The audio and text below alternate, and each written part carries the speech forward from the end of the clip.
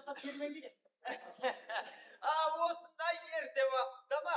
Сағат 10-нан кетті жоғары мәртебе. Олар 9-да аттансын. Шіркін-ай! Жаттығай десекші. Кетпегендеш, шайнаған жат. Шешек атқан дала. Қараш, Андрей, далада не деген көркемдік, Иә, өте көркем, жоғарғы мәртебелі.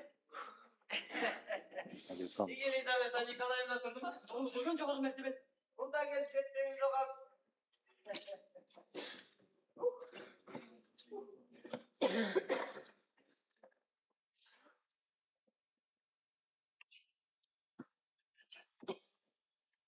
Оншу қанни өңін кіргесі ол.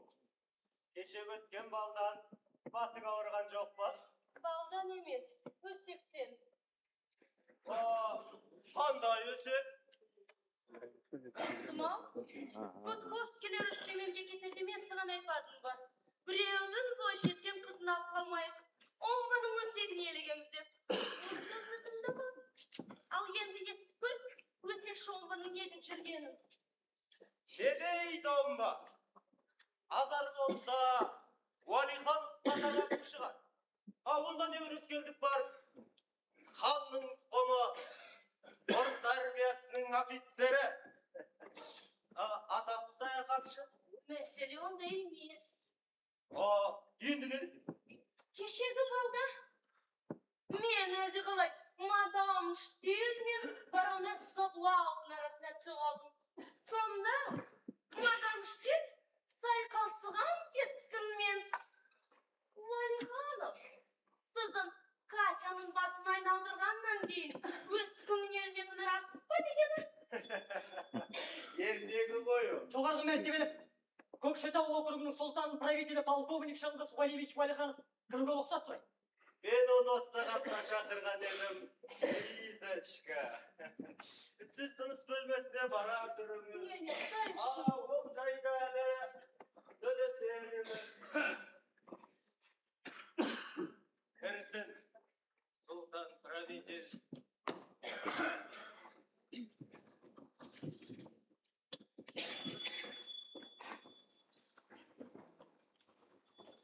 Сәлем, Густав Христианович.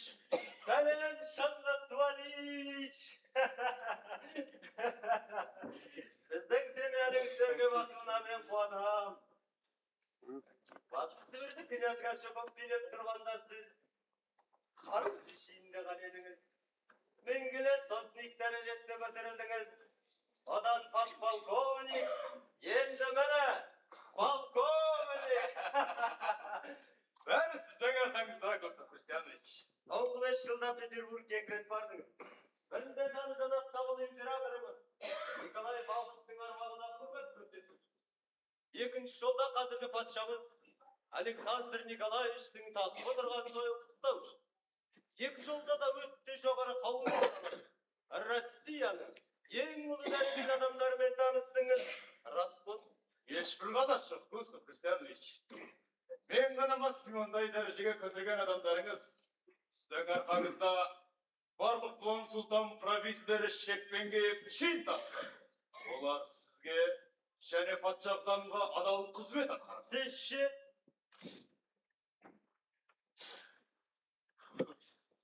Ол не дегеніңіз, Густав Христианович? Мен емес пе сол қазақтардың бәрін бастап, әрдайым патшаға қызмет атқару үлгі болып жүр. Қалжыңдаймын, Шыңғыс Уалиевич. Қалжыңдаймын. Сіздің қарабасыңызды мен әр уақытта жоғары бағалаймын. Әлі де жақсылық жасай бергім келеді. Бірақ көңіліңізге ауыр алмаңыз. Сіз генералдық дәрежеге көтерілеміз. Оған сіздің ақылыңыз жеткенмен біліміңіз жетті. Ал сіздің балаңыз ең жоғарғы дәрежеге көтеріле алады. Өзімнің де үмітім сонда ғана болып жүр ғой, Густав Христианович. Сіз, мен оны қандай дәрежеге көтергенін көрдім. Естіген құмармын, Густав Христианович. Егер жоға Петербургке барып патша қалтасы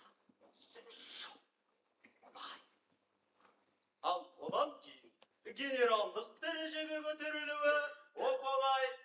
Ал одан кейін мен Шоқанды патшадан, батыс Сібір қазақтарының председателігі сұрап алам. Осыдан артық не тілейсіз менен? Құдай, бұған жеткізіп ертеңіне де алар едім, Густав Христианович. Бірақ оған да саты керек.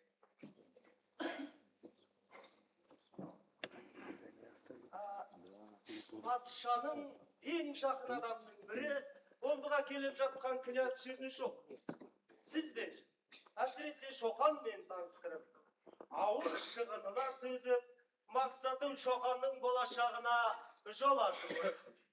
Өзім де соны біліп, Густав Христианович, қонақтың ауыр салмағын сізге түсірмейін деп, мына бір 1000 сомдық ассигнацияны ала келдім. Қажетті бола береді екен оның. Алмасаңыз жөбірленем, Густав Христианович. Бұл менің балаға кеп болмағанымды, сізді сыйламағанымды көрсетеді. Алдыңызды өтінем, Сізге ауырлыққа түспейме ол. Тök тағылыңыз жоқ, Густав Христианович. Ақшаның сарқылмас бір бұлағын таптым. Сіз болғасын ғана.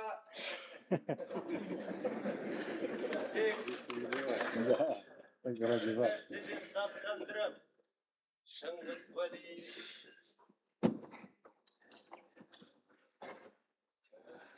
Неден?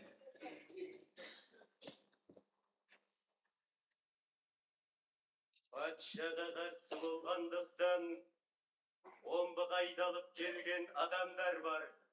Шоқан.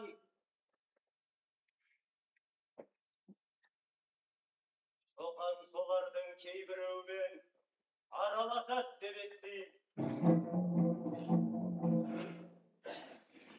Егер де расқа шықса, ол өзім де, сізді де апатқа ұшыратады. Айған досына.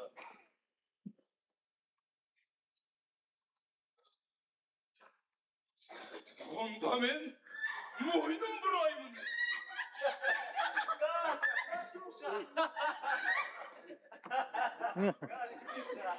Кешіріңіз, Шоқан қайдан? осында қабылдау бөлмесінде қалдым. Неге кірмейді мұнда? Сіз генерал-губернатор емессіз бе, капитан шеніндегі Шоқан болса, қалай кіре аласыз? Арқашман айттың ауыл тентегі. Барша.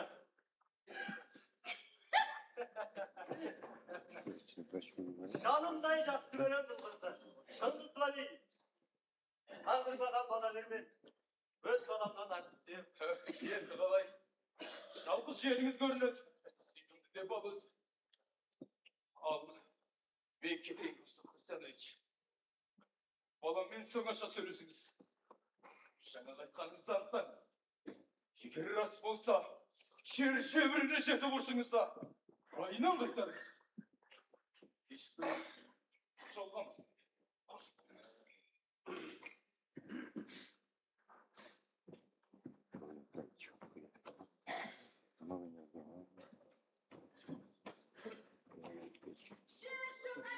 Seni ешкім де жемейді. Жоғарғы мәртебелім жоқ.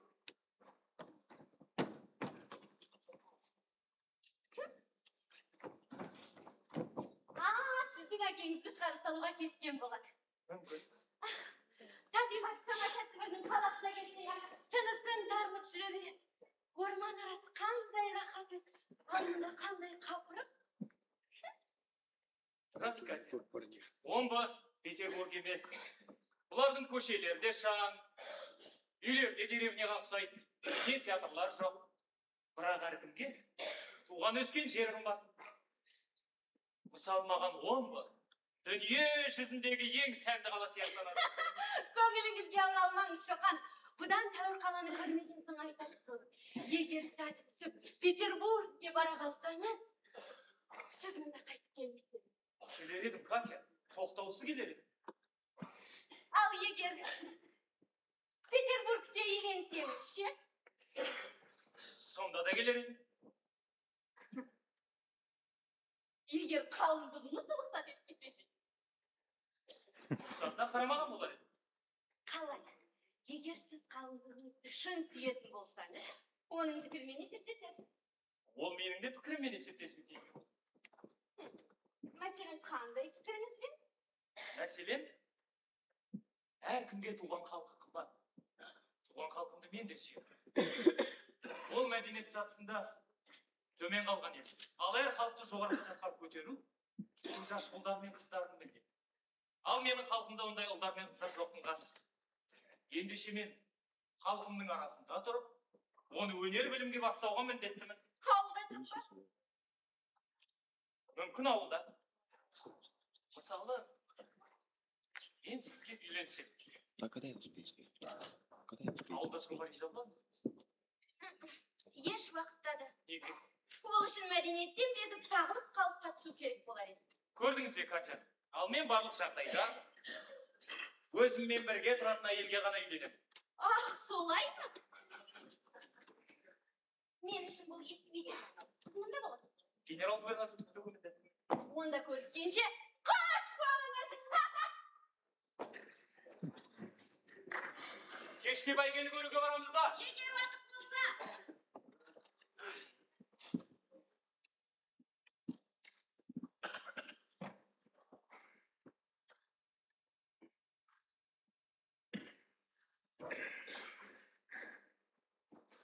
Егер уақыт болса.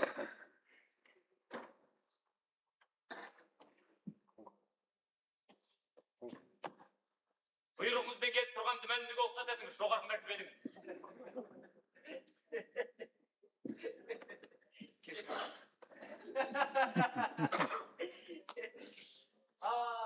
Кеткеніңізде шаршағандықтың белгісі бар ғой, Шоқан. Ұзақ жүрдік, жоғарғы мәртебелім. Күн қапырықтау болды. Денсаулықты күту керек. Ол түсте бітері. Далалық сұлтан, правительдермен. Маслихаттарымыздың жайы қалай болсын? Біз олармен барлық сөзімізді айтып бітірдік, Гусев Христиан. Енді айтар сөзіміз қалған жоқ. Қалай үшін? Сіз оқыған адамсыз, Гусев Христианович. Прогрестің жауы надандық екенін жақсы білесіз. Сібірлік қазақ аталатын 6 округтің сұлтандарында менің әкем Шыңғыспен, нағашым Мұса Шормановтан басқалары хат білмейтін жақсы білесіз. Қол қоюдың орнына олар былайша бармақтарын басады. Сонда да халықты билер. Патшаға адалдық қызмет атқарып жүрген жоқ болар. Бірақ қандай қызмет? Мәселе осында. Олардың мұрнына заң законның иісі де бармайды. Дұрыстан білмеуі мүмкін. Бірақ та оның орнына. Әдет ғұрып, мұсылман заңдары бар ма? Әрине бар. Бірақ заңды түсіну бар да, оны іс жүзінде қолдану бар. Момын еңбекші халықты қараңғылықта талап жеу оларға оңайырақ. Ол қылықтарына көздері алмағанмен, олар үшін мен ұялмын. Сіз неге ұяласыз? Менің халқым сұлтандар мен билерді өкіметтің өкілі көреді де, олардың барлық қылығын өкіметтің ісі деп оған. Сіз ше, орыстың жақсысы кім? Ал жаманы кім? Ломоносов, Державин, Кулибин, Суворов, Пушкин, Гоголь, Белинский, Грибоедов. Мүмкін бұл тізімге. Раз. Пугачевті қатар. Халықтың адамдарының тізімін жасау сізбен менің қолымдағы іс емес, Гусев Христианович. Ол халықтың өзінің және тарихтың қарасы. Жоғарғы мәртебелі Батыс Сібірдің соғыс губернаторы жоғарғы мәртебелі конул Фридрих Смырдан келген мәлімдеу болса деді. Князь Чернышевтан келе жатқан болу керек. Бұл жайда сөйлеседі. Әзірше мен генерал қабылдаймын.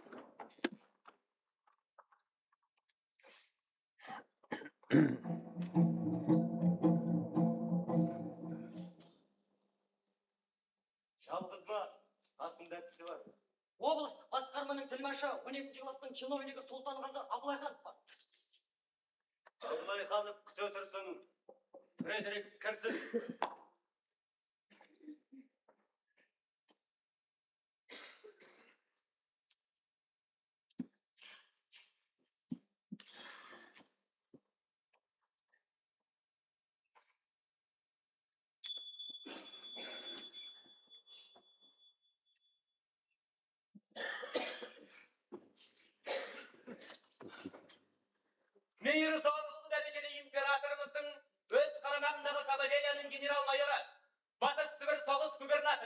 Сібірлік қазақ облыстар басқармасының председателі, әулие дәрежелі Владимирдің 3-ші және 4-ші дәрежелі ордендердің кавалері, император тәсілін бейне бермелешек еленген әулие Аннаның 3-ші дәрежелі орденін алған, шетелдерден гросс герцогство Гапсының ұлы жанды кавалердің дәрежесін еткен, шабуыл жасап Парижанға қатысқан медаль берілген. Соншалық таныматаң танылам генерал. Мен русский инвалидтік соғып тұрам. Сіздің шендеріңізден де хабарым бар. Өз үйімде сізді көруге қуаныштымын. Князь қалай, Пауль Адольфович? Өте көңілді. Қайықпен ертіске біраз келгенде қайтпады. Омбының қабылдауына ризамы? Аса риза. Әсіресе сізге. Мен сіздердің мұншалықты дос екен. Бүйтінем, сізді өте жақсы көріп жоғары мәртебелі. Басқаша болуға тиіс емес. Ол екеуміз Петербург деп басшы корпусында бірге оқыдық. Одан кейін ұлы императорымыздың нөкерлік қызметін бірге атқардық. 48 жылы Венгрия компаниясына бірге қатысты. Ол корпусты мен дивизияны басқардым. Россиямен Австрияның біріккен күшіне шыдамай, Венгрияның бас қолбасшысы Кош Түркияға қашып, оның міндетін жүктеген ерге капитуляция жасағанда парламентер болып баруды князь маған тапсырған еді. Сол шартқа осымен қол қойып ем.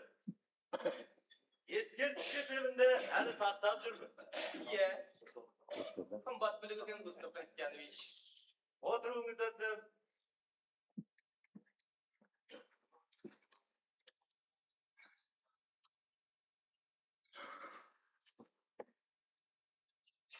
Сұлтандар мен билер маслихатты өздері қалай ұстап жүр, Пауль Адольфович? Қазақ деген халық сізге таныс бұл, Густав Константинович. Өз басына чиім берсең қажетті жерде әкесінде сатады. Сондықтан да олардың мәслихатқа ешбір мәселе көтеретін ойындары да жоқ. Бірақ оларды желіктіретіндер де жоқ емес. Кім? Сізге бұл мәселені айтпауға болады, Густав Константинович. Мемлекеттік мәні бар іске айналып бара жатқандықтан амалсыз. Мемлекет істері жеке басымыздың істен әрдайым жоғары. Густав Константинович. Сондықтан да сіз қырғыз қайсақтарға да мейірімдісіз. Расымды айтайын, мен оларды жұмыс бабына байланысты болғандықтан мені жұлдам. Әйтпесе, маңыма да келтірмесе. Сұлтан, правительдерді деме? Тұрпайсыз айтқаныма кешірім өтінем, маған олардың бәрі де. Пауль Адольфович, сіздің емістік қарыңыз қайдап кетті ғой. Мақсат сөзге көшің.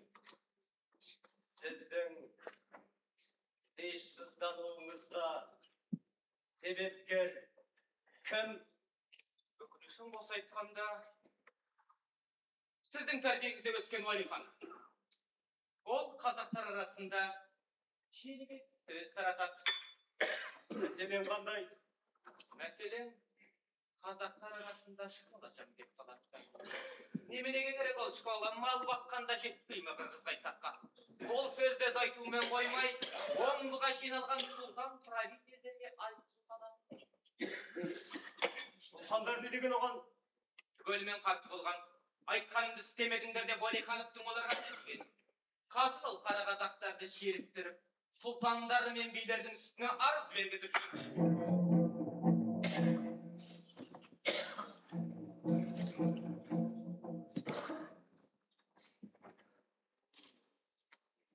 Сіз ойыңға тұрған жоқсыз ба?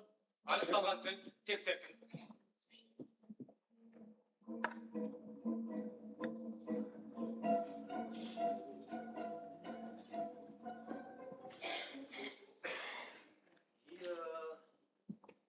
Іс қиындан сұраған екен. Уәлихановтың бұл идеяға берілгендігі сондай, қара халыққа жақындаса түсу үшін ол өзінің күңіне үйленбек.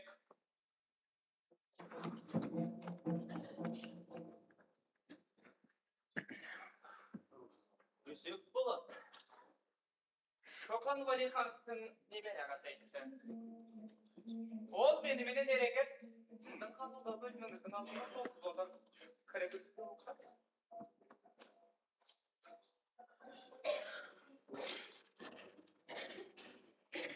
Егде адам ба? Күдігіңіз болмасын. Сыннан өтіп біткен адам. Жоғарғы мәртебелі Елизавета Николаевна сіздің аз уақытқа кіріп шығуыңызды өтінеді.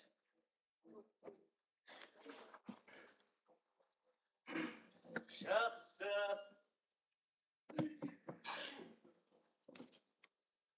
Келіңіз.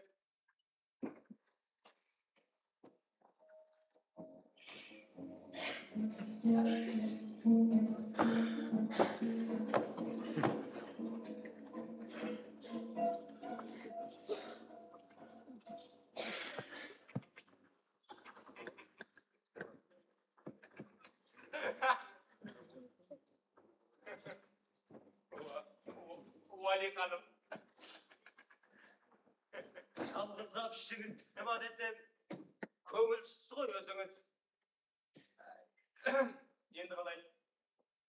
Шоқан Уәлихановтың қазақтар үшін қолынан келмейтін тұста ойлауына көптік береді. Абылай хановты шақыртыңыз, ол менің сөздерімді толықтырады. Абылай ханымды шақырдыңыз. Мен мұны тексерем. Пауль Адольфович, егер расқа шықса, Уәлихановты оңақ демеңіз. Ассалаумағалейкум, жоғарғы мәртебелім. Алла жасыңызды мыңға жеткізсін. Сәлем Абылай ханым. Сіз Уәлихановқа жұмыс беріңіз. Bir қатеш жоқ, аса жоғарғы мәртебелім. Немереніңіздің күңіне үйленуі және істеп жүрген істері туралы генерал-губернаторға адал көңілменен және түгел аша айтпеңіз. Мен дайынмын, аса жоғарғы мәртебелім. Сізге әр уақытта адалымды айтып, тапсырмаларыңызды бар ынтаммен орындауға Алланың атымен ант етемін. Саша, Уәлиханов туралы не білесіз? Мен Ұлы дәрежелі государь императордың өз кеңсесіне жоғарғы мәртебелі Оқыңыз. Қысқаша, мазмұны қарайтыңыз.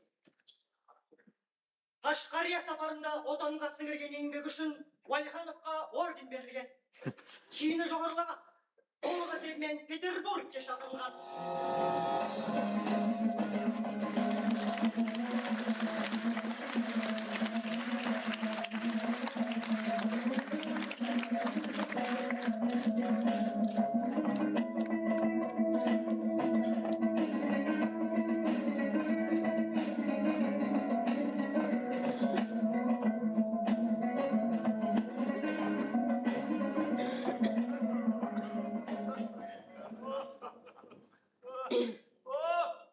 Сәлем күйеу бала.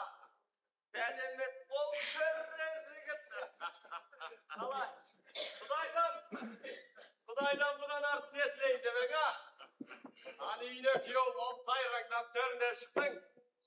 Енді міне, генерал-губернатордың төріне шығып, Танау Петербордан патшаның өз қасынан келген князьбен табыстас болған отырсың, я?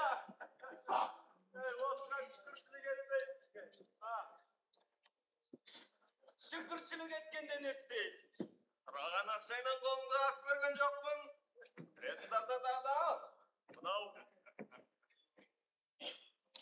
Мынау Петербордан келген князь патшаның оңды. Ендеше соны риза қылып жіберуіміз керек. Ол үшін ертістің жағасына қазақша үй тігіп, бие байлап дегендей сән салтанатпен шақыруымыз керек. Омбыда жиналған қазақтың игі жақсыларын да, омбының барлық би төрелерін де шақырамыз. Анау тойым, мынау тойым дегеніңнің бәрін қосқанда, менен алатын бір шыққан базарымнан түсетін пайдан болмас шарнатсаны. Оған қылым да. Бұдан артық, көгіліңді қалай табайын, күйеуіміз. Осы сауыншының қызы демесең, тәрбиесі хан тұқымына. Ай десе қауса, күн десе көзі бар сұлу. Шоқан Петерборға аттандырған күн арбаңа салып берем.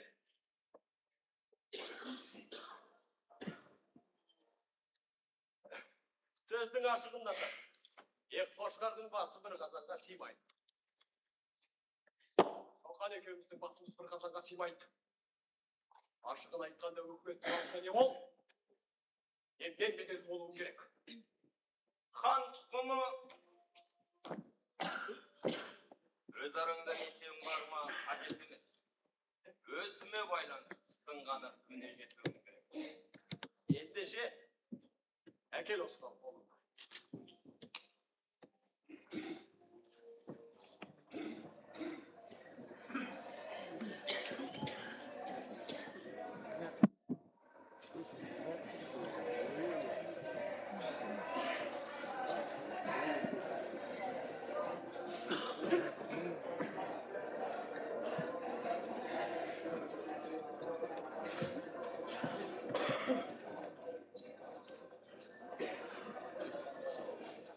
Mırzalar! Knyaz gelir.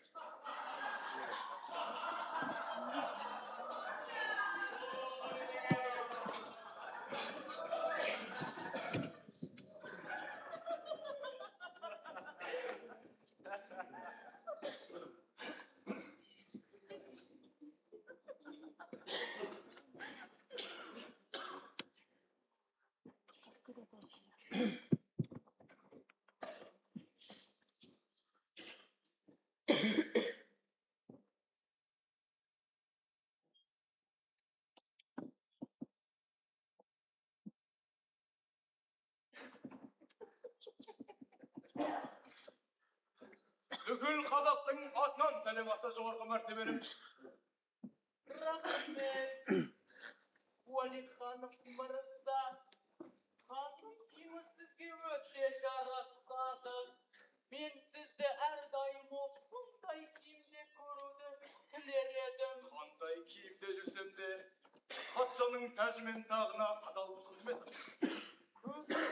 Жоқ. Сізге де сәлем подполковник. Әмендікпен құрмет етем князь.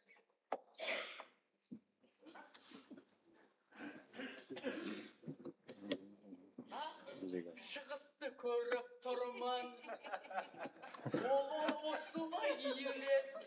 Және де бәрі де бір қалыпты иіледі.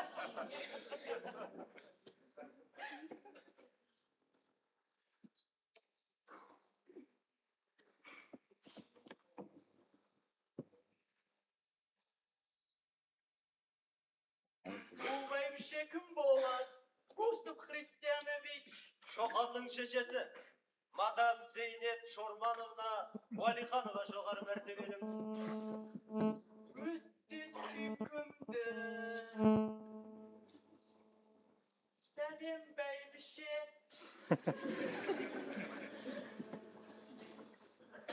Бұл кім? Менің қарындасым аса жоғарғы мәртебелім. Сүйкімді қыз екен. Сәлем бикеш.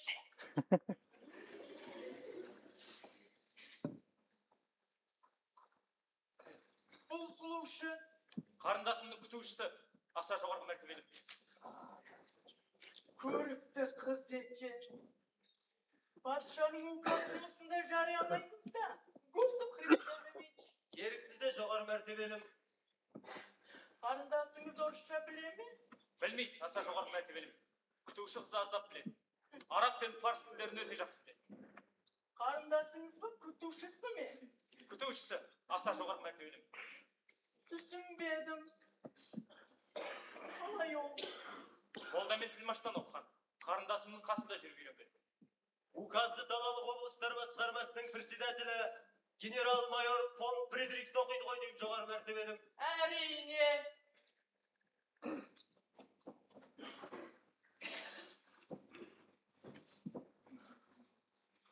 Оқуды ісіме құрмет санаймын аса жоғары мәртебелім.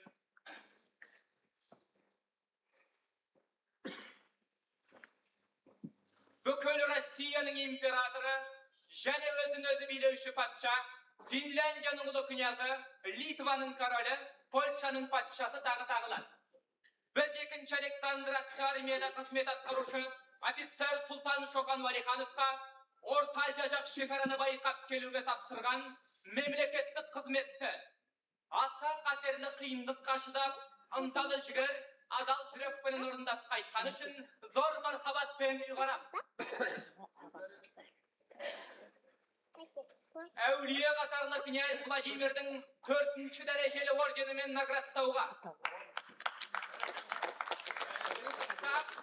Ротмистр атағын беруге.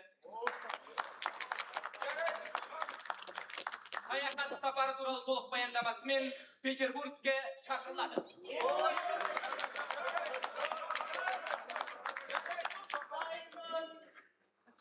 Құттықтаймын қазақ даласының болашақ ханы.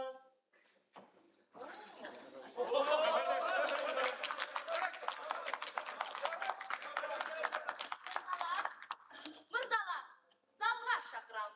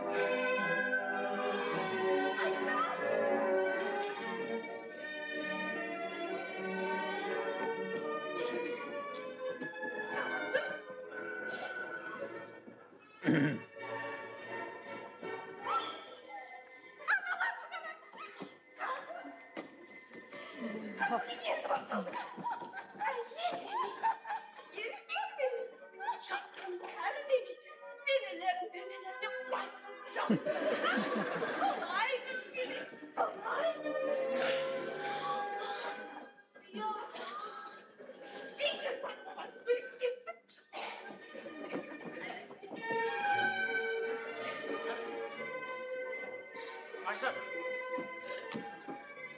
Ayşe.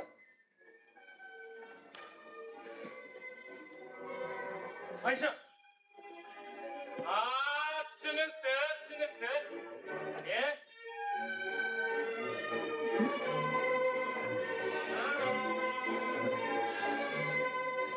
Маған қызғанғаның керек. Бірақ ол ойың дұрыс емес. Катя менің бала күннен бергі досым ғана. Сізді үйлендіріп қойсақ қайтесіз? Үйленетін жұрт емес, мен ғой, Айжан-ау. Жұртқа салса, бүгінгі осы үйдің қонағында менің тойыма жорып жүр. Айжан.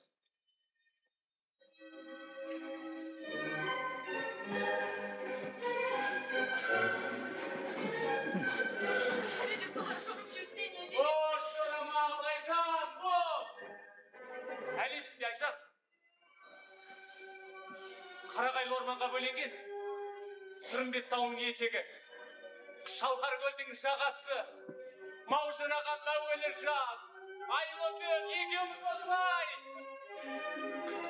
Екеуміз осылай Қылшақты өзенінің көлге құятын жағасында қалың тоғайдың ішінде жүрдік. Көлде шулаған қысқа. Тоғайда сайраған бұлбұлдан басқа біздің сезімізде ештеме бөлген жоқ, Айжан. Рас қой осы? Рас, құрметті ағам. Туй, аға жөніңді қой дегенім қайда? Қанашық дегенім қайда?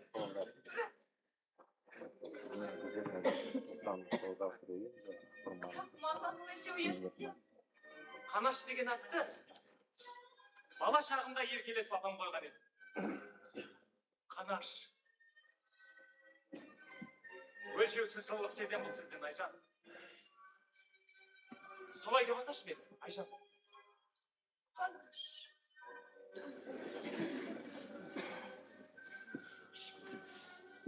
Жан деген сөзді қос. Жан. Қаттырақ. Қанаш, жан.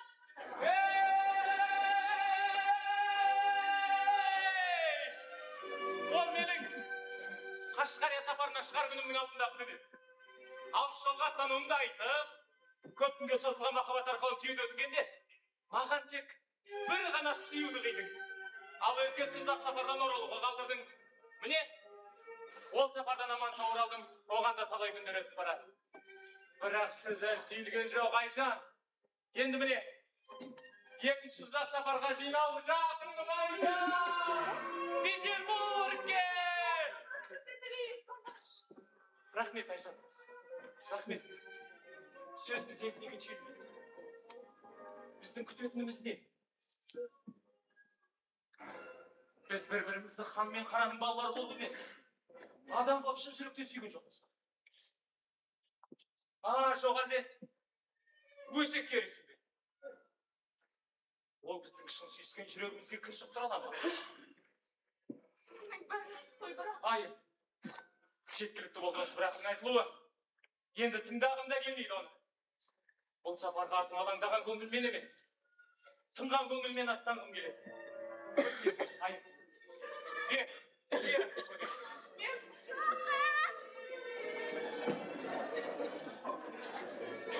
Мен неге шақыруға таба алмай жүрсем?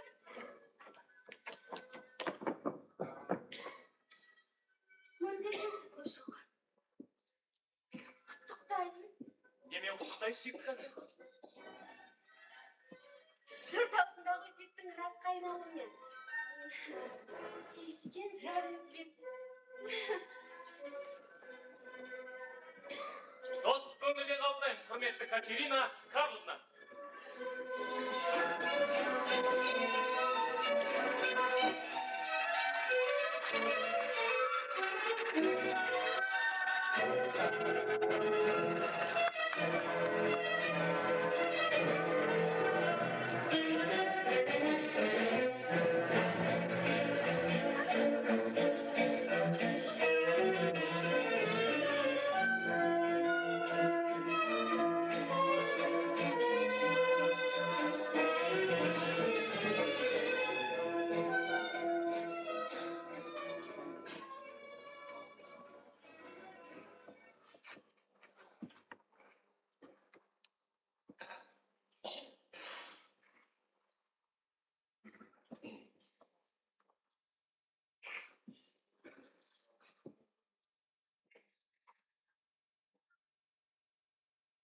Buldum.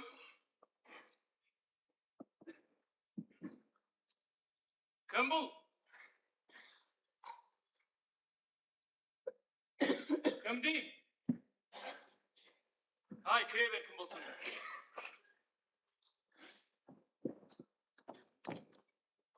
Жайнақ, қайдан жүрсің жеткенде?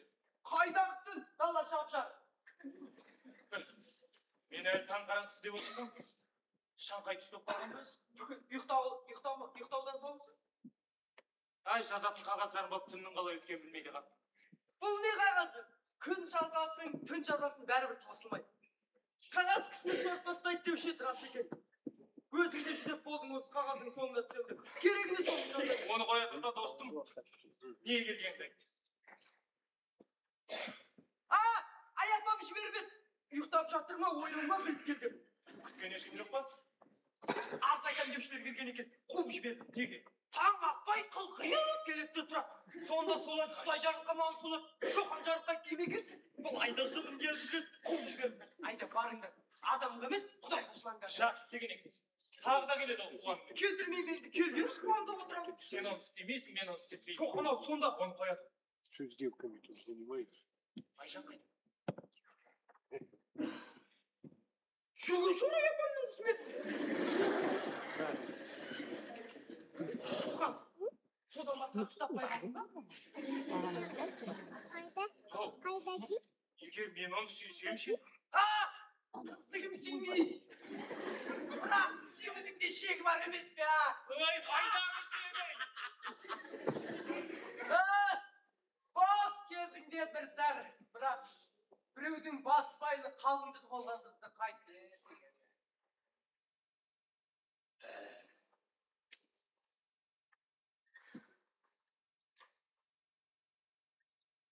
Білесің?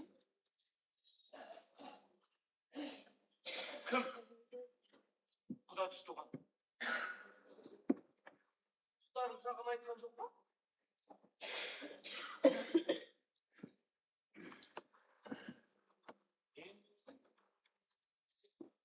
Ештеңе естіген жоқ. Мен әлгінде ғана естідім. Әлдеқашан құда түсіп, қалың малын алып қойды.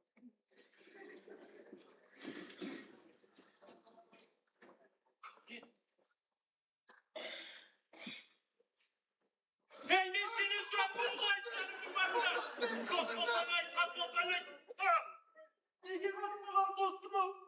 Мына сені табаныңа қадалған шөгіс. Маңдайға қадалып деп жүрген адам емес пе? Ендеше айт кімнің құда түскендерін. Мал табан. Қайдағы мал табан? Әлгі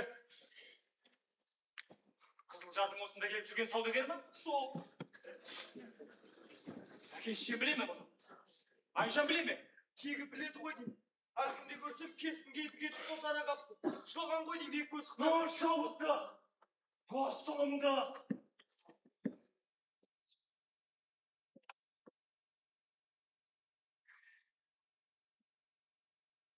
Сөзді қой жайнақ. Ретін тапта келтір мұндай жанды. Бар! Тез!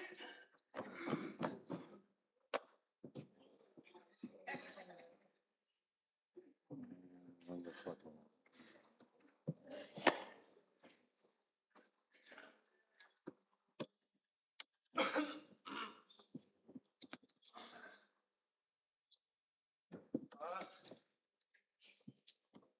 Шеше келдің бе сұлтан қасыға? Бір оққан досың Потанинген. Қашан, қайда? Оныңа бүгін кепті. Сен іздеп облыстық басқармаға кетті. Қасында Доров бар. Шоқан! Астайыр болған еді. Ол неге сасқалақтап тұр? Ей, әдет емес басып жүр. Оу! Не біле алқам-салқам болып тұрғаның. Достарыңнан ұятта жылдан кейін де жарайды. Мен қарсылайын. Тездет!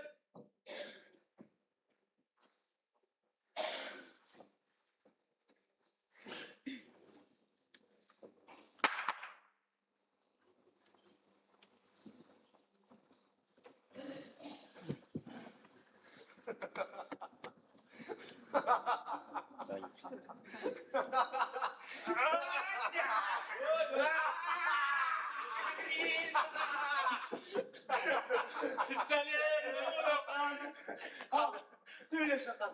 Қалдырмайын қалай. Даланың ала сұлтаны болдың ба жоқ па? Кімге сұлтан? Кімге ұлтан? Бұл шыққанда түрінің кімге ұқсайтын білемісің Шоқан? Кімге? Михаил Юрьевич Лермонтов. Лермонтовқа тек келбетпен ғана емес. Тағдырмен де ұқсайды. Рас, тек арамыздағы айырма.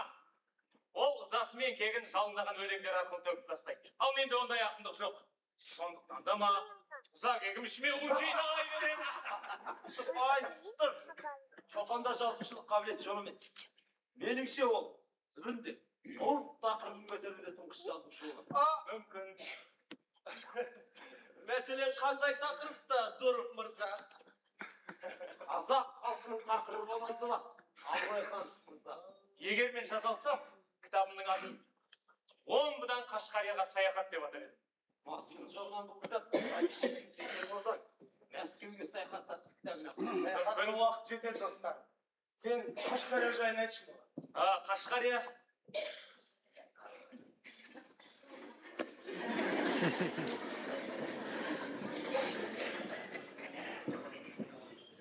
Ол саған кешір. Сізге эпилогын ғана айтуға болады. Тыңдайық, достар. Эпилог сол. Қашқарияның қазіргі әкімі адамдардың бас сүйегінен жасатып жатқан мұнарасына мына менің де басымды іліп қойырсыздар. Қалай? Король қоғамның, яғни Англия барлығын тұмсығы ішілікемізге белгілі ғой, Гриша. Соның бір бөлімшесі Ост-Индия компаниясы. Менің ісіме Қашқарияның шегін аттаған күннен бастап. Мен де олардың әрекетін біліп отырдым. Сонымен сөздің қысқасы, Уалихан төреге басымды кестіруге ыңғайланған кездерде қашып үлгердім. Жігіт екенсің. Жүдегеніңде сондықтан болады. Одан ғана емес, Гриша. Мұндағы жол азабы жан азабына жеңіл болып тұрған жоқ. Ол не азап?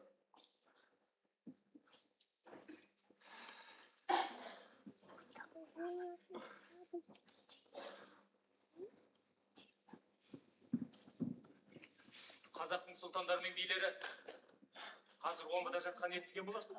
Иә. Омбыға келген Чернышевқа император солармен сөйлесіп қазаққа байланысты біраз мәселелерді шешіп беруді тапсырды. Ал бірақ сұлтандардың князь алдында ешбір мәселе қояр ниеттері жоқ. Олар өзара әкімдікке таласудың қамында жүр. Сұлтандар, неге деген сөздер ол? Олар патша үкіметінің ауылда ұсақ шенеуніктер. Қиянаттың азғымында емес. Патшада. Нағашым Мұса мырза келді. Үйде бар жоғыңды біліп кел деп хан еміп жіберген еді. Тек осында келеді ғой деймін. Онда біз қозғалғанда секет Қайда жасалады? қазақ рухында жасы үлкен кісіге жол берілді тиісті. Онда кетейік. Мырзалар, кеңес аяқталмай қалды ғой. Кеңселесерміз. Кешке қаласың ба? Егер сен келсең, Міндетті түрде келем. Кешкі сағат 8. мен күтемін.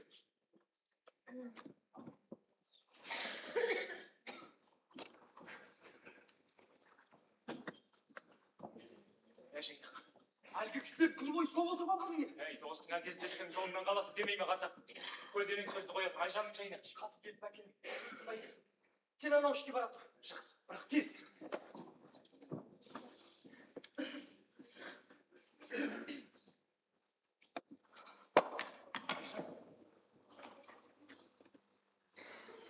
Неге шошындың, Айжан? Кеше ғана айтқан жоқпын мен бес саған. Айжан.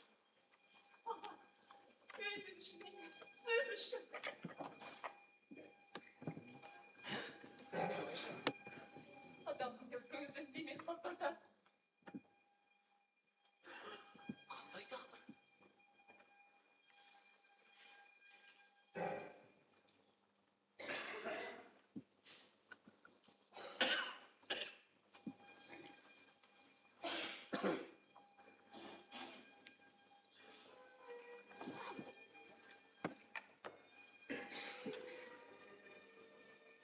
Қазақ өмірін менен әлдеқайда артық білесіз аға. Ойлаңыз шығыңыз. Яйқаққа кеткен. Білмем етікті әлемді. Дәрежесі ең жоғары деген өз шешеңіз деп бастап. Қалың балға сатылмайтын қай қазақтың қызы. Рас. Бірақ осы халде құтқару керек емес болар. Керек. Қашан? Оның ұзаққа созылатын дәнеңесі жоқ. Мен саған үйленем. Бізді көріп, тағы біреулер осылай үйле бастайды. Оның бәрі айтуға ғана оңай аға. Мысалы, менің саған үйленуімнің несі қиын? Раббанайна қажеге оңай тілей алып аямай. Өзге бөгеттердің бәріне өтетіңіз деген сенем аға. Оған қуаттыңызды. Бүгініңізді жетеді ал егер.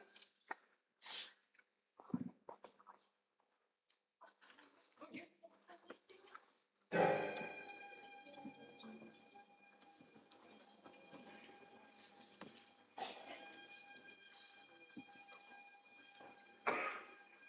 етпес жан. Егер өлтем десе жаудың туысқандығы жоқ. Демеңіз, Қаташ.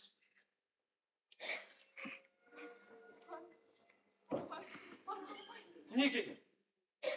Неге? Абу Қала, Қалмағари, Фердауси, Шайх Сағди, Шағатай әдебиетіндегі Низами мен Науаиды қоса. Осының бәрі жырлаған махаббатта мұратына жеткен ешбір ғашық жоқ. Ол ғашықтардың бәріне мұратқа жету тек арман болып қалды. Ал сол арманға біз неге бірінші болып жетпейміз? Неге үндемейсің, Айжан? Allah koyar böyle şey Kadir. Krafikatsız bakan ben. Para almaydın ama.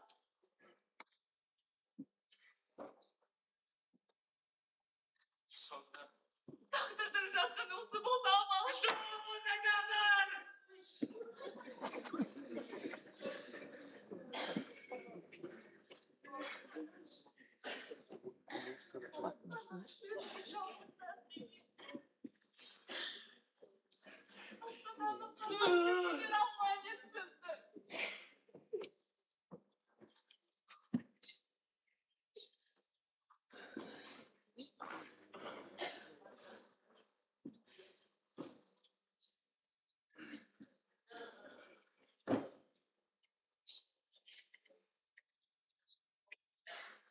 Ақтық.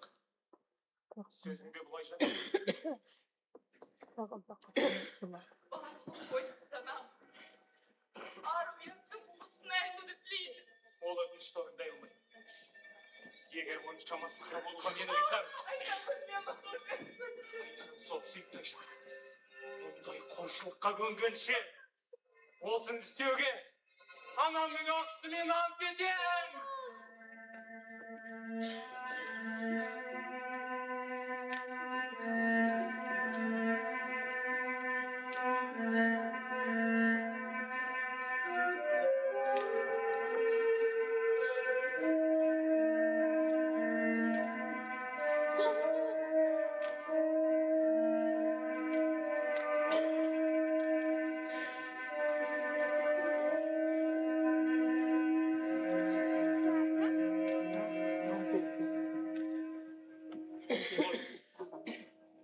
Құс баласы үшін торға түседі, апа.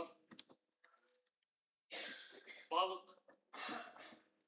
ауылға түседі. Аң орта жығылады. Күнім ау, енді маған не қыл дейсің? Ең алдымен үйленетін жұрт емес. Менмін, апа. Ендеше кімге үйленуіңде еркіменде. Сол екінші адамның қасиеті туысында емес, тұрмысында. Мен оны шын жүректен сүйем. Ол да мені солай сүйеді. Әкемнің ойы белгілі. Ал сенікі не, апа? Құлым ау, бұның да жастықтың желігіне шолып жүрем қоймеді. Менің ендігі сөзім әкемде емес. Сен де, апа. Қайтаңдағаныңды ал. Не менің тілегімді қабылда, не менен күдеріс. Айтпашы күнім ондай сөзді. Мен орындар едім ау тілегіңді. Әкеңнің жайын не ойламайсың? Қандай жайын? Арқаталарың хан шыңғыс шердің жүзін, күннің көзін билепті деседі. Ұлатаң орта жүзді билепті. Қазы содан қолында қалғаны алақанның аясындай көкшетау. Оны да алдағы сайлауға тартып алам деп бағаналы ертеңінде кемдеп жүр дейді. Оның ар жағында не тіршілік қалды? Сондағы сақтайтын тәңіріміз мал табар болғаны ма? Біздің таманың тетігі ақшада болып тұрған жоқ па? Қанаш жанау, ақша мал табарда деседі. Мыңғырған ауыл байының бар малын жиғанда, оның бір жолғы саудасының табысына жетпейді дейді. Әкеңнің жабысып жүргені солда. Әйтпесе неменесі деген. Мұның бәрі түсінікті, апа. Егер мен алтабар ақшамен әперетін дәрежені әкеме беделмен әперсем, өкпелерің бар ма менің? Әрине, өкпе болмайды онда. Бірақ қалай? Жуырда мен Петербургке жүрген жиналып жатқан жоқпын, апа. Сонда мен патшаға жолығамын. Сонда ең алдымен патшадан әкемнің сұлтандық дәрежесін өмірлік сақтауын өтінемін. Оның ішінде патшаның орындайтынын қайдан білесің? Орындамаса әдейілеп Петербургке шақыртамын, апа. Ай, Құдайым-ай, Малтабардан алған борышымызды қайтеміз. Петербургке жіберген шығармаларымның қаламақысына 3000 сом ақша келе жатыр. Жуырда алам. Сол жетпей ме анау Малтабардың борышына? Егер мұның бәрін істесең, мен де сенің тілегіңді орындаймын, Қалашжан. Батайым мен тойды қашан жасаймыз, апа? Сен Петербордан оралған соң. Оған дейін Айжанды әкем ұзатып жіберсе қайтеміз? Дей алмаймын. Намыстансам да айтайын.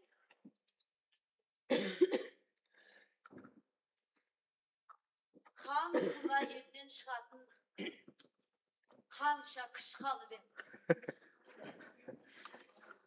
Хан иеммен Самырза келе жатыр, Шоқан. Онда не істесек?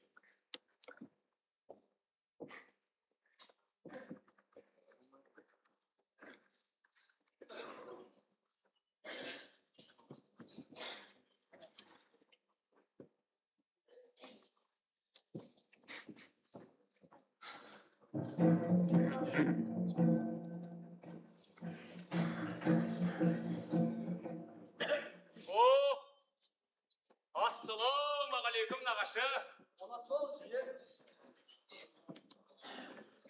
Егер өзім келмесем, хан тұқымы сендер маған келемісіңдер. Біздей қара қазақты менсінемісіңдер, а? Егер хандық дәуренің басында тұрса, өз бетіңмен келіп кірмек түгілі өзің шақырғанда да атыңды алысқа байлап, қол қусырып жеу келерің, нағашым. Асы көптеп осы күріңнің өзі хан тұқымынан иығыңның асқанын көрсетпей ме? Оғыңның олайша айтылғанын білсең, өлмегенің ержан. Шынында да, жан-жанға қарашы. Сібірлік қазақ аталатын бес округте үлкені кішісі бар 70 сұлтан правитель сайланды. Олардың 11-і ғана қалды. Өлкелері қара қазақтан Рас сөз болдым. көрдің бе, жиен? Хан тұқымы салмағының қанша қалған. Осындай жеңілденген кезінде тірегіңнің кім екенін білем. Кім? Рас. Оның арқасында ғана сенің әкең сұлтан правительдікке ілініп жүр. Сен де соның арқасында білім алып, чинге жетіп жүрсің. Оған жақпай көр, не болар екен? Не боламыз? Күнімді көшіріп, ең алдымен мына әкеңнің сұлтандығын тартып алады. Рас болдым. Содан кейін? Одан кейін сенің де сауырыңнан істесе, енді қайтып жарық сәуле көрмегендей болады. Ал оны істету үшін не шара қолданды? Ол үшін шешең батасын бергенмен күніңе үйленем деген ойдан қайтып, жас жұрттың жиеніне үйленуің керек. Ол бір. Екінші сөзін тыңдайсың, нағашы. Өліп бірінші сөзіне жауап берсеңші балам. Үстің тұтанар сені боп тұр ғой. Қайта-қайта қайындасқаннан барлық сөзін бір жолға тыңдап алайын да бәріне бірақ жауап берейін. Онда екінші сөзіме көшеді. Бай дәрежеңді көтерген кезде сенің қолың жетпеген әкім жоқ қазір. Олармен жақын болуың азай, патшаның кәріне ілігіп, омбыға айдалып келген біреулермен үйір болатын көрінесің. Үшінші сөз. Аттыңа жиен. Ең жаман сөздің ұшқыны бол. Мынау әкең екеуміз Петерборға 2 рет аттан барып қайттық. Онда жолшыбай патшаға қарсы болған қылық үшін қол аяқ кісенделіп, айналып келе жатқандар талай жерде көрдік. Рас па шындық? Алла, ондай пәлені. Dostluğun düşmanına verme. Сондайлармен егер болғанда не мақсатқа жетпексің? Үшінші сөзіңе көш, нағашы. Жақсы, оған да көшейін. Хан тұқымы қарашыңа қай уақытта мейірімді болып екен. Шыңғырды бұрып тірідей теріс сойып алмайтын бе? Жақыбайды, жоқ шітікті, қуарғы зорлық көрген десірген саған қайдан шыққан еді? Жаңа қара сөзің баба. Күшті қасқыр жемей, тауықты түлкі жемей күн көре алам. Күшті жеу. Тәңірдің қолын мақпысынан келе жатқан бұйрық. Бұдан басқа айтарың бар ма, нағашы? Сіздер саған ақ болып жатыр ма балам? Ендеше жауап беруге рұқсат ет, нағашы. Ұстай тұр. Соңғышта сөзін аяқтасын. Мен біттім.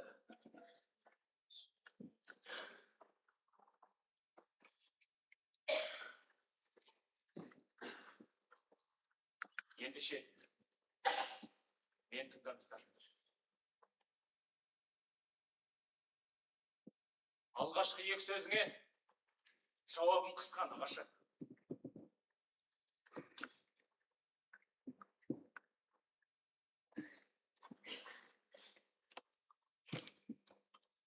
Басымды байлап апарып телейтін мен хайуан емеспін. Адам. Ендеше кімге үйленуінде ешкімнің қақысы болмайды. Кімге соны қаламадың? Оны үйленгенде бірақ көресің, әке. Өзің бөлме деді. Ақылсыз жігіт емес қой. Ойланар. Біздің де сөз ескерер. Екінші сөзге жауап. Мен сана сезім оянған кісі. Ендеше кіммен дос, кіммен қас болуды жақсы. Олай болса мынаған қас, мынаған дос бол деп мен жетектеудің қажеті жоқ. Өзге демес. Патшаға қас болғандар деген айтып отыр ғой, нағашы. Түсінемін. Бірақ мен түсінген дәрежеде оларды сіздер түсіне алмайсыздар.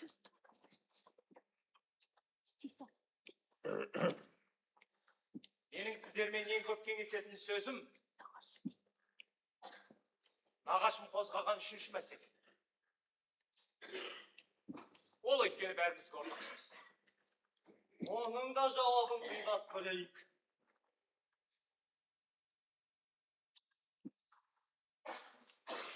Мен ойлаған халық қамын сіздер ойласаңыздар, бұл сөзімді айтпағанда болар еді. Әкем мен нағашым сіздер ойламағандықтан амалсыз айтам. Халықтың не қамы бар екен? Ғасырлар бойы көшпелі өмір сүрген қазақ халқы отырықшылыққа айналғысы келеді. Кәсібін өркендеткісі, мектеп ашқысы келеді. Мен мұндай сөздер айтқан қазақ әлемсінен жоқ. Өзің бөлме деді. Сен бөгет болып жүр, сол істеймін деген қазаққа. Нағашымызда сіз бөгет болып отырсыз. Әкем Шыңғыс, сіз бөгет болып отырсыз. Өзің де бөгет болып. Сіздер ақылды адамсыздар. Оның атын тарихтың көшін ілгер емес, кейін бастау болар еді. Тарихты қоя тұрайық жиен. Өзге кеңесіміз бар алайын. Мен түсінбей тұрмын. Сонда халық алдында айыбымыз не мынау әкең екеуміз? Айыптарың патша үкіметінен шекпен киіп, чин таққанға мәз боласыздар да, халықтың шаруашылық және мәдениет істерінде өркендеуіне түк ойламайсыздар. Айтпастан қолдама соның бәрі. Енді кімнің қолында? Сіздер патша үкіметінің ауылдағы өкілсіздер. Халықтың мұң-мұқтажын үкіметінің құлағына сіздер жеткізбегенде кім жеткізеді? Сауатсыз, надан сатқандарға өкпе жоқ. Олардың бар білгені халықты талау. Оны өз қолыңа өкімет дегенде істерсің.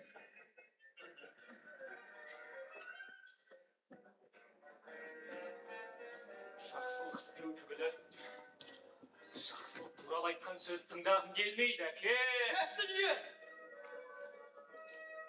Тұқымыңнан хан да, батыр да шықты деп естіден. Әулие шықты дегенде естіген жоқ.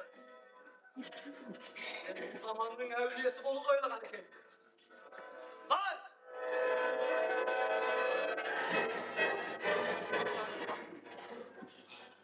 Бірақ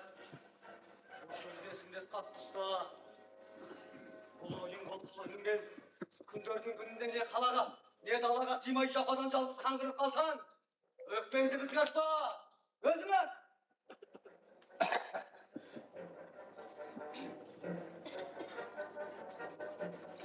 Ондай күн тумасын ұстамырса. Егер туа қалса, шөл далада қаңғырып өлігі бейіл болармын. Кер тастамына сіздердің аяқтарыңа кеп, жығылмаспын.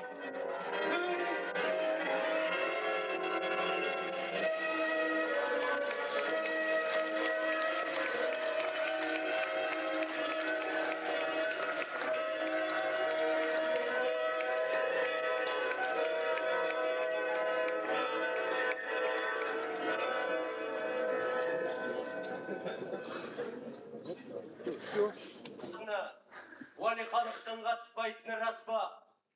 Уәлихановта бұл кездеспейтін сақтық болды Густав Христианович. Меніңше оны достары сақтандырған болу керек. Олар оны басқа қақпауға түсіру керек. Мен сізді ренжітпейін деп жүрмін ғой, Густав Христианович. Әйтпесе Уәлихановты қолға алу оңай. Бұлай бір сыққаннан қалмайды ол. Сөйтуге материалдарыңыз жете ме? Артығымен жоғары мәртебелім. Менен неге жатырып келдіңіз? Соңғы күндерге шейін Шоқан Уәлихановты қолдап келген жоқсыз ба? Сондай жақын кісіңізді мен сізге қалай жамандамақпын? Енді оған салқындағаныңызға көзім жетті. Бұдан бұлай Уәлиханов туралы мен батыл қимылдаймын. Сөйтіңіз, Ауль Адольфович, тезірек қимылдаңыз. Материалдарын полиция департаментіне тезірек жеткізіңіз. Бұл материалдар Уәлихановтың алдын ала баратын болсын. Әйтпесе патшаға шағып қалып, одан соң құлату қиын болып жүрер. Жоғарғы мәртебелі, сіздің шақыруыңызбен Сұлтан Қаза Абылай хан және бір далалық қазақтың келгенін мәлімдеуге ұқсайды. Өзім хабарландыра барыңыз.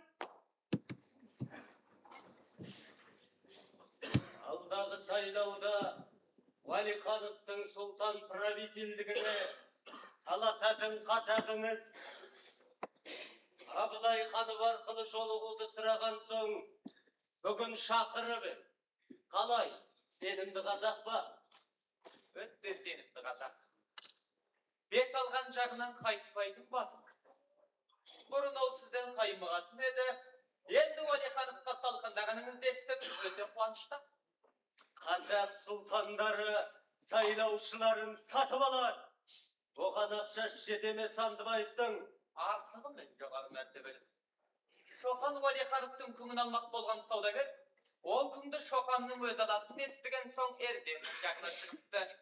Ал оның ақшасы қалай шәлші екен? Өте жақсы. Қазақтарды шақырыңыз.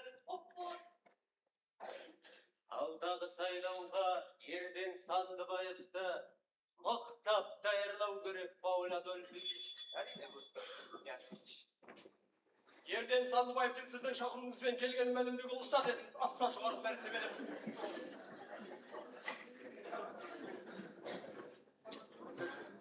Мынауыңыз неге жата қал?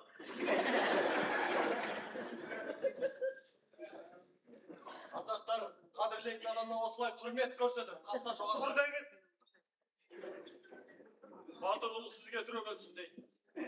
Тұрыңыз. Алдағы сайлауда Уәлихановтың сұлтан правительдігіне таласатын қазағыңы тосыма. Сіз оған қазір біздің Уәлихановны ұнатпайтынымызды ұғындырдыңыз ғой. Ұқтыңыз ғой, батыр. Сайлаудың шығынын көтер алады ғой. Көтер алады, жоғары мәртебелім. Ақшаны ол жүздеп емес, мыңдап шашалады. Солай ма, батыр?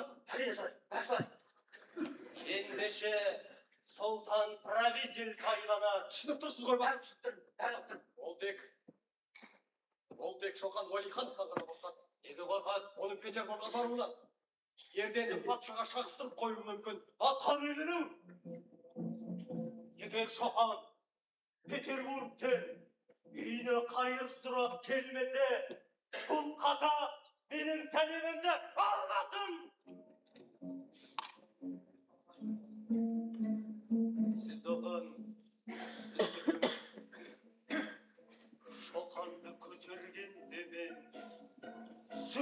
менің қолымда.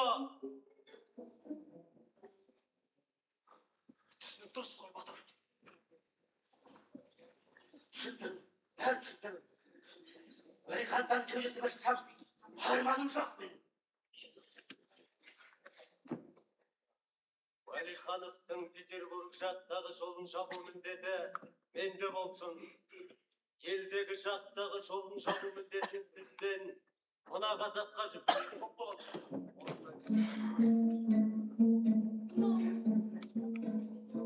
Масқара ойнағаш.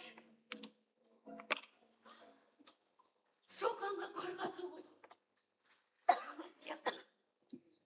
Маңғай баттау ғой.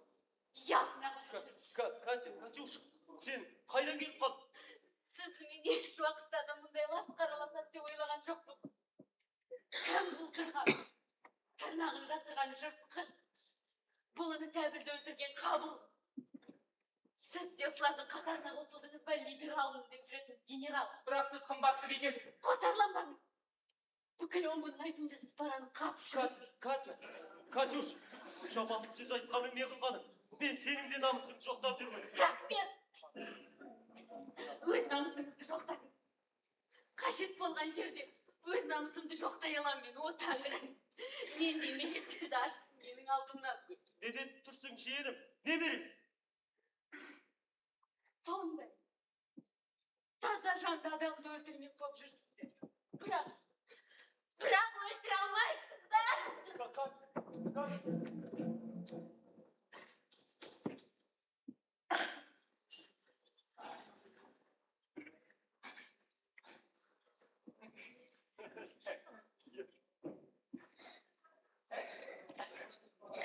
Қазіргі студенттік қозғалыстың бір шыққаны ғана ғой, Густав Христианович. Төндіріп оңай.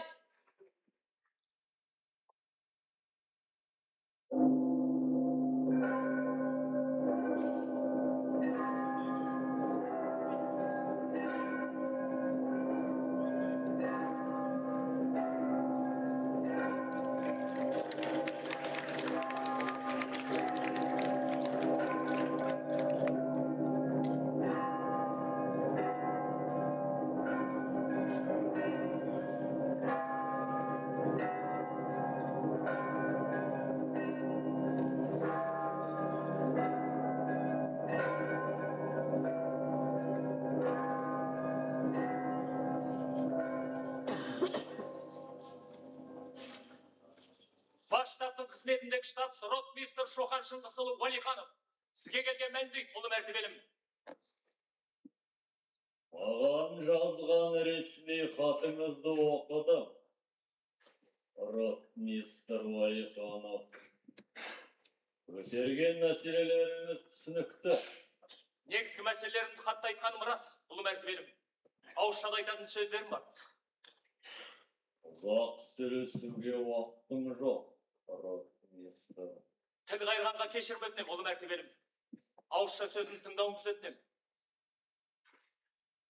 Жақсы, онда тек қысқа ғана. Менің халқым бұдан 100 жыл бұрын Россияға еркімен бағынды.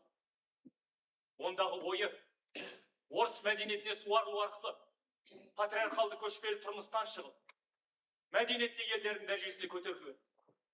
Бірақ толып жатқан жағдайлардың салдарынан бүгінге дейін ондай халге жете алмай отыр. Мәселе, қандай жағдайлардың? Оның бәрін санап, государь императордың уақытын алудың қажет жоқ. Бізге қазір ол жағдайлардың себебі емес, салдар ғана қажет. Бүгінгі қазақтың алдында тұрған мәселе.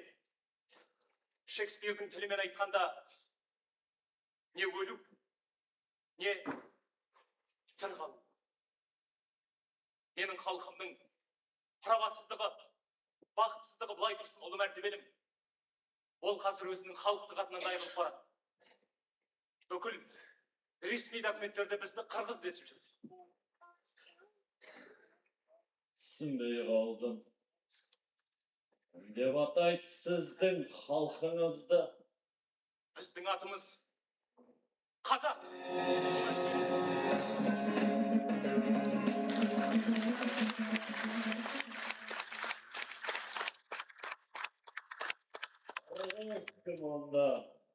туыс халық, ұлы мәртебелім.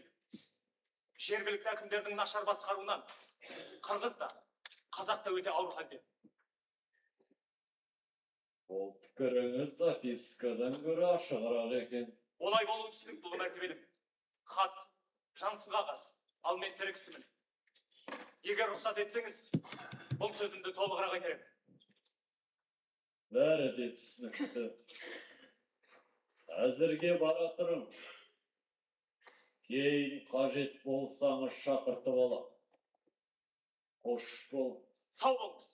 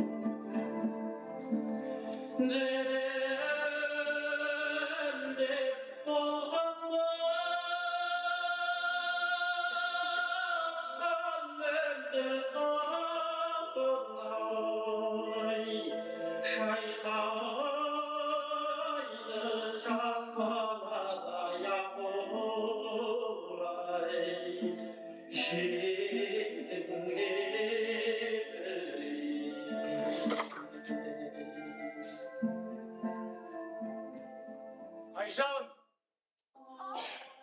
Айжан! Келші мұнда. Жанақтан жазып алған қоз көрпеш маясы бұл қайда? Ол мұнда. Онда неменеге тығып қойдым? Күні бойы іздедім. Басқа ақындардан жазып алған қозы көкештің тапқан қойды. Солай деген екен бұл. Иә. Есімнен шығып кетті. Қоз көрпештің әр түрін салыстырып, мақала жазып жатыр ем. Соған мына жанақтан жазып алған қосайын десем таба алмай қалған. Бұдан бұрын жазып алғанның екі түрі жетпегені.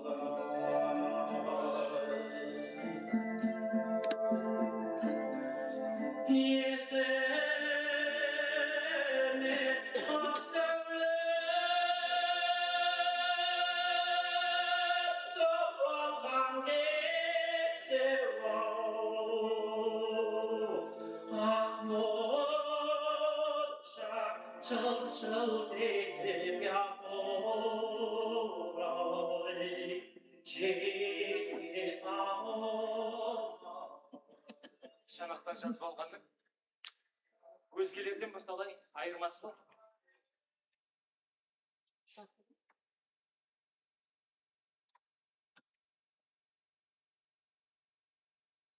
Көңіліңде бір кірбің бар сияқты ма?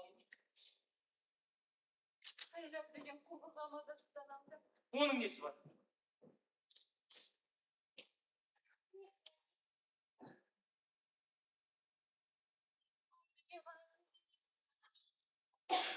Әйтпесе өз құлағының шықты. Ерден ақшаны бардай бір мұратып алдыңда жақынды да сатып алып жатыр дейсің. Рас сөз ол. Керек десең, әкем Шыңғысты да сатып алды. Сонда неліктен болғанша? Сайлау ақшаны сатып алатын дүние ғой. Мен беделіме ғана сенем айым. Сол халық. Мен қолдар деген оймен сайлауға таласам. Халық қолдар енді алып. Шоқыр! Шоқыр! Şokan! Şokan! Kurşoğlu sen saylanasın! Оны қайдан білесің? Men aralаған жерде қарапайымның ықыластаған ол Шоқан. Дәлелің? Есіл бойындағы аңдауқұлық сайдың екі сайлаушысы осылай қарай келе жатты. Жолдағы жүк тасын сағын салуға ауыздарынан ат алыпты. Бұл жақсы хабарлар жаңа. Бұлай хабарлар толып жатыр. Жарқайың бойындағы бағаналының бір сайлаушысы осылай қарай келе жатса, жолдағы жүк тасыңды Шоқанға салдырса, анау ертеңге уәде беріп қойыпты деп көнбепті. Соны әлдекімдер ақан борлықты тұсында сойылдап кетті. Шоқан, бұл жол сен сайланасың. Сен сайланасың. Сен сайланасың.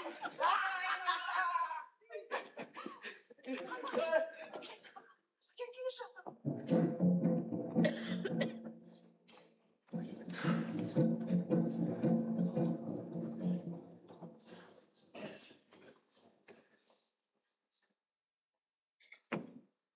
Сәлем, Шоқан. Сәлем, Гриша. Қашан шапқылап түсті жүр. Ақсамсының алдырған бақтай. Жыр жинап, терме-термеге басқа сара болды.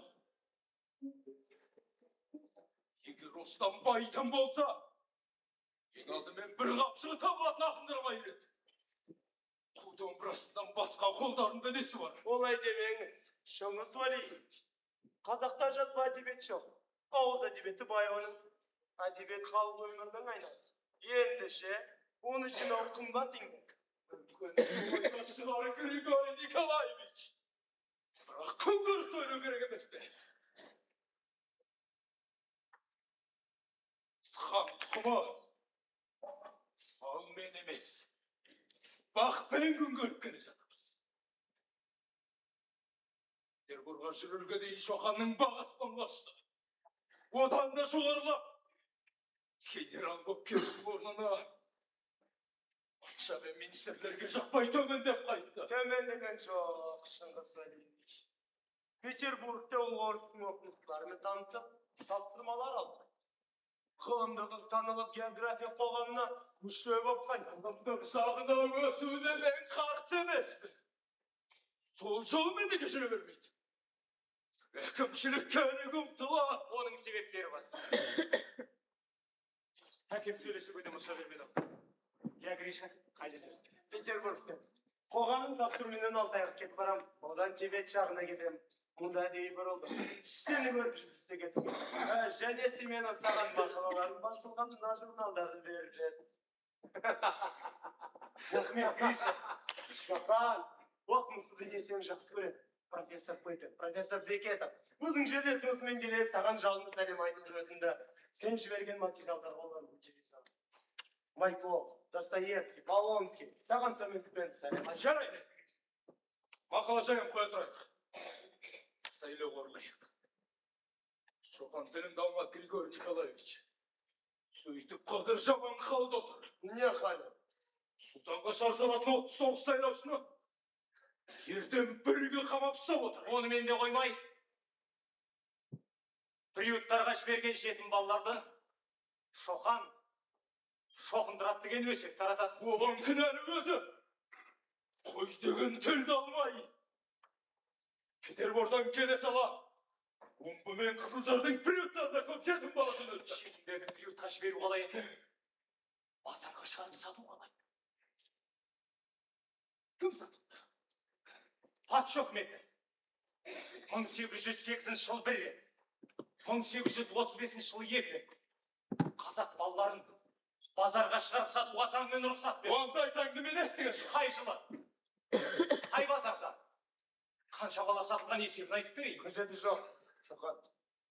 Жолшыбай қорған қаласында базарларда бала сатумен сауда қылып жүрген саудагерлерді өзімді көрдім. Естисің бәке?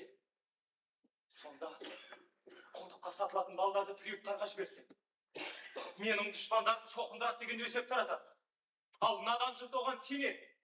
Түбінде олардан оқымыстылар, жазушылар, білімнің басқа да өкілдері шығатын олар білмейді. Көрдіңіз бе, Григорий Николаевич? Осындай адамды сұлтан правитель сайлай ма?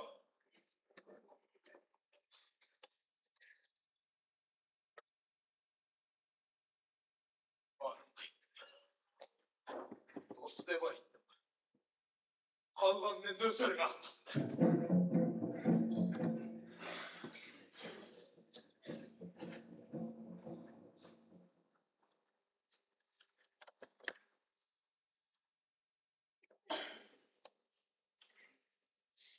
Әкемнің менен тілейтін не сонда? Турасын айтқанда, сен сайлауға таласуды қойып, ол арадан кеткеніңді тілейді. Ал одан ұтатын не? Егер сайлауды қылсаң, жау жағың сен түгел оғанды күн көрсетпейді деп ойлайды. Сайлауға таласпасам, оны істемейді деп ойлаймын. Әрине, солай ойлайды да. Бос ойлау.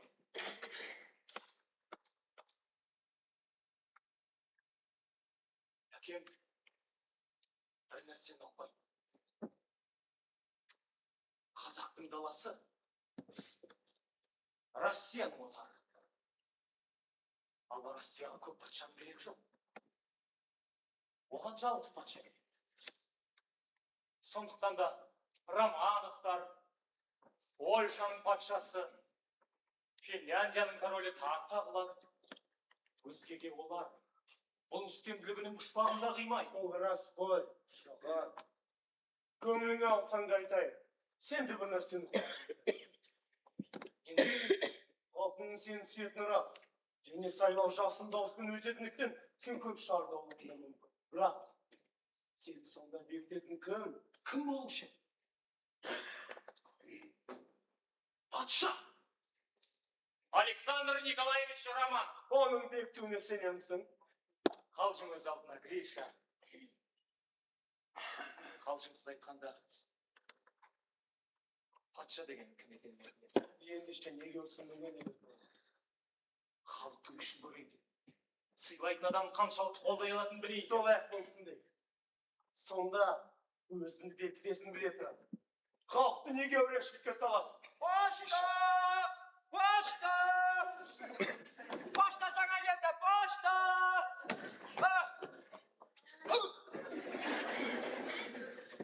Газеттер, журналдар. Бұл қағаз дегенің сіздей болады екен ғой, әрең көтерді.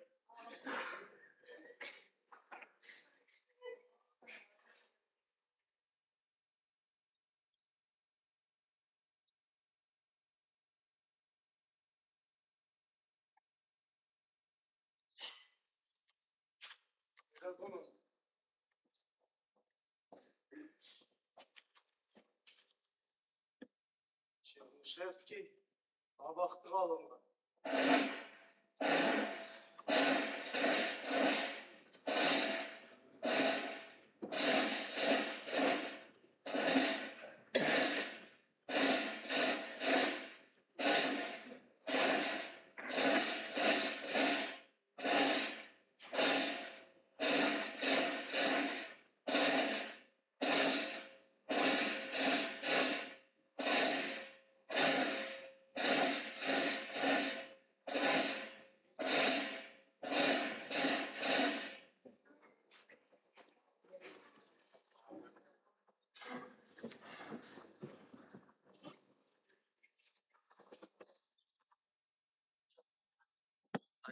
Аса жоғары мәртебелі қоя тұрыңыз.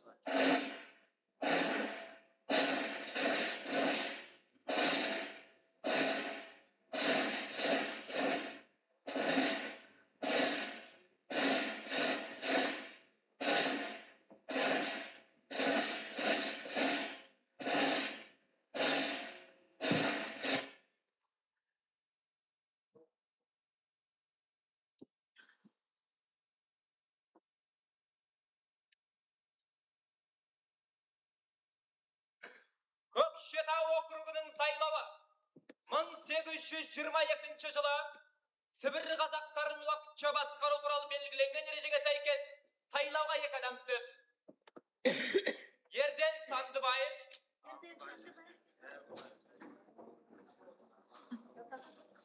Шоқан Уәлихан.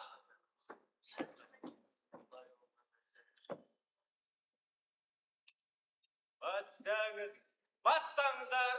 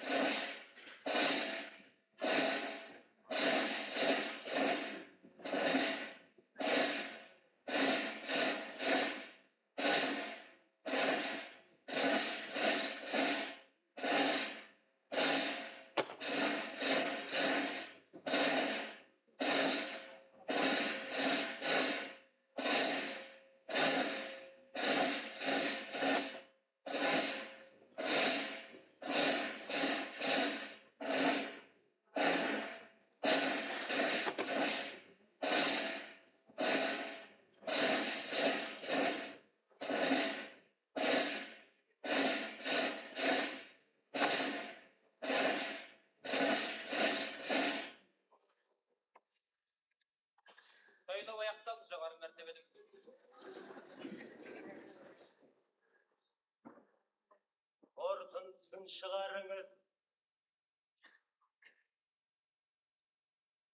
Көкшетау округінің сайлауы 1822 жылы Сібір қазақтарын уақытша басқару туралы белгіленген ережеге сәйкес өтті. Екі адамға шарт алынды. Ерден Сандыбаевқа, Шоқан Уәлихановқа. Сайлаушылар саны 39. Шарт алуда жоғарғы ережеге сәйкес өтті.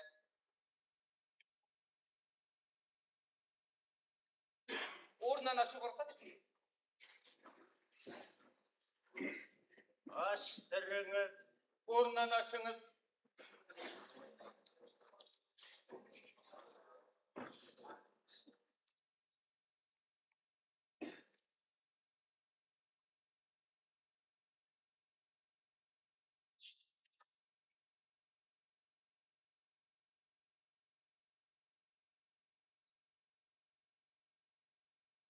Нешеу? Түгел, аса жоғарғы мәртебелім. Барлығы 39. Ерден Сандыбаевқа қанша дауыс?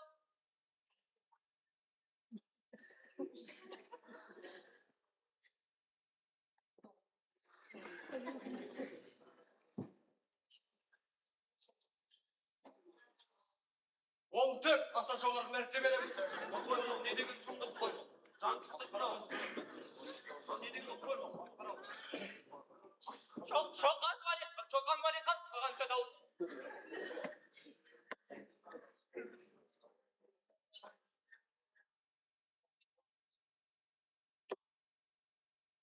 Жиырма бес, аса жоғарғы мәртебелім.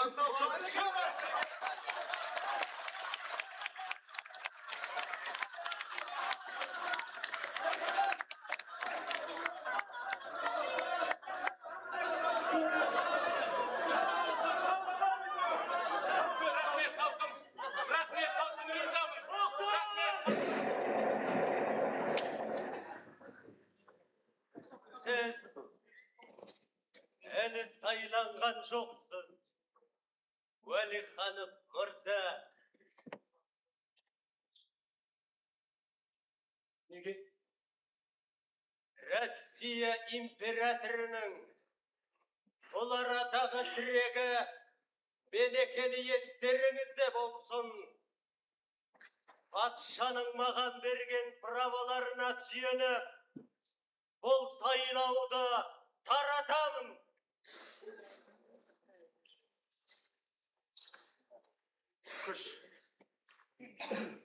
Күш әрине сізде. Жоғарғы мәртебелім. Бірақ заңсыздық қоймаңыз.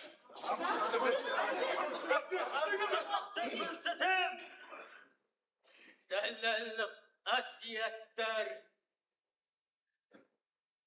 Сайлау қайтадан жүргізілгенше Көкшетау округінің сұлтан правительдігіне уақытшамен мына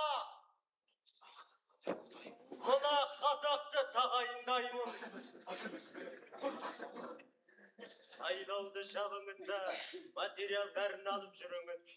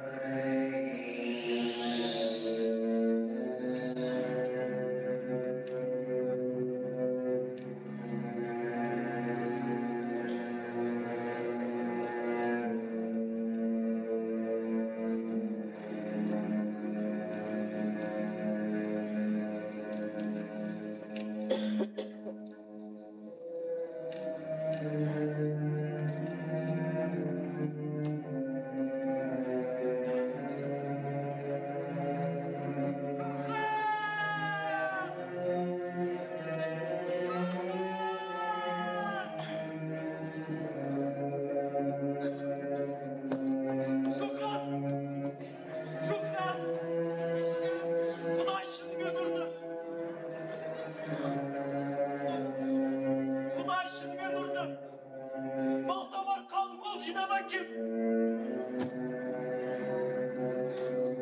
Балтабар қалың қол жинап әкеп. Мен ауыл адамдарына соққыға шығып.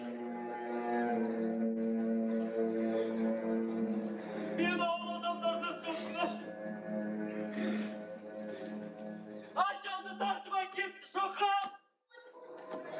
Ayşan'ı taktıma gitti.